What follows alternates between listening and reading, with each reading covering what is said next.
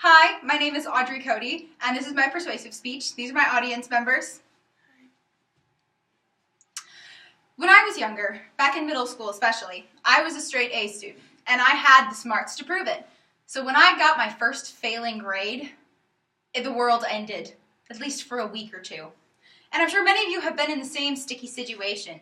You confidently take a test, only to end up with a failing grade, or you have that one class where every time you look at the grade book, your self-esteem plummets. It's frustrating and stressful, and concerning for me as an education student.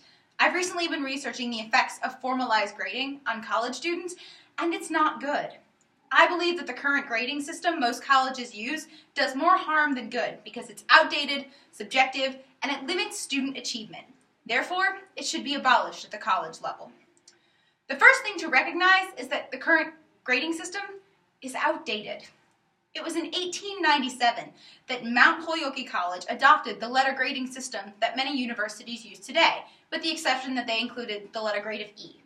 And as written in a 1993 scholarly journal by Mark Durham titled "An A is not an A is not an A, A History of Grading," Harvard and Yale universities used a number scale system of grading from their beginnings.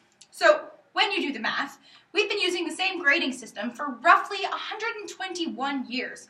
Our education system has evolved so much during this time, so why hasn't our grading system? Also, today's grading system cannot measure the skills that college students will need out in the real world. In Edutopia's 2018 blog article, "Will Letter Grade Survive?", written by Laura McKenna, measuring and crediting the new skills students are learning with the A through F system does not work. It's grueling and ineffective. It also mentions in the article that the 21st century requires a new skill set with things like creativity, problem solving, and collaboration, which cannot be effectively measured on a 100-point scale. This antiquated system leaves a lot of room for error on the professor's part as well. Why? Well, because grading is never truly standard, especially at the college level.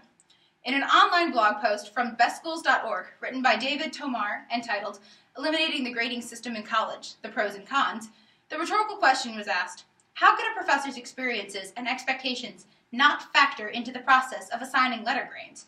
And this is true. Professors are peoples too, and therefore their expectations show up in the grades they give students, and this is made easier because all the students see is a letter.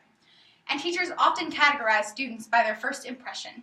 Teachers are human as well, and they have first impressions of their students, which can lead to a self-fulfilling prophecy in their students. A student often acts the way the professor expects they will act, and so therefore the professor gives them a grade that they think the student will earn.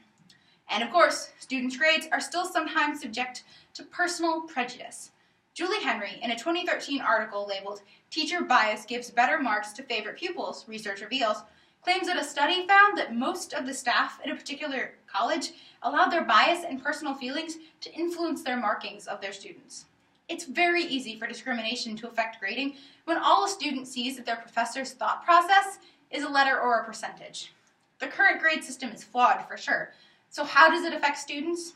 Well, it hurts their achievement overall. First, grades give students a fixed mindset.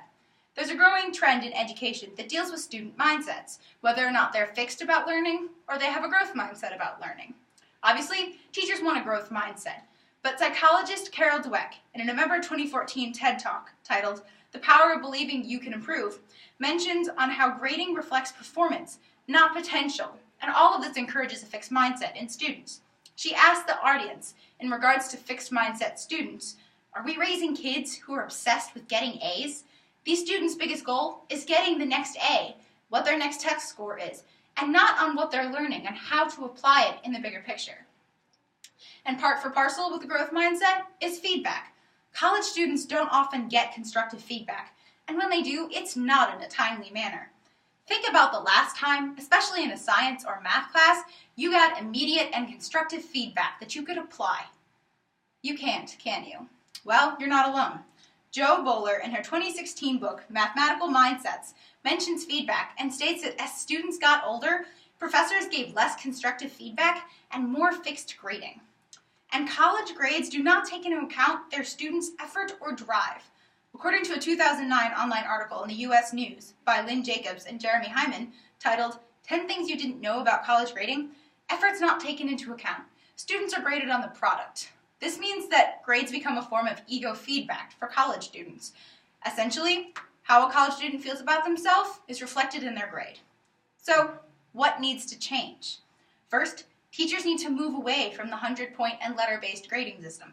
Not all at once, of course, but they need to look less on what a college student is producing and more on what the student is actually comprehending. Second, teachers need to give feedback often and faster. The longer a student goes without feedback, the less likely they are to learn from it and implement it. Finally, professors need to encourage a growth mindset in their students. Labeling students with A's and C's puts limits on the students' beliefs about their abilities. And as we know, when a student doesn't believe in themselves, their academic ability suffers. I urge you, audience members, to start a conversation about the unfair grading system and to change a college student's academic experience. Thank you.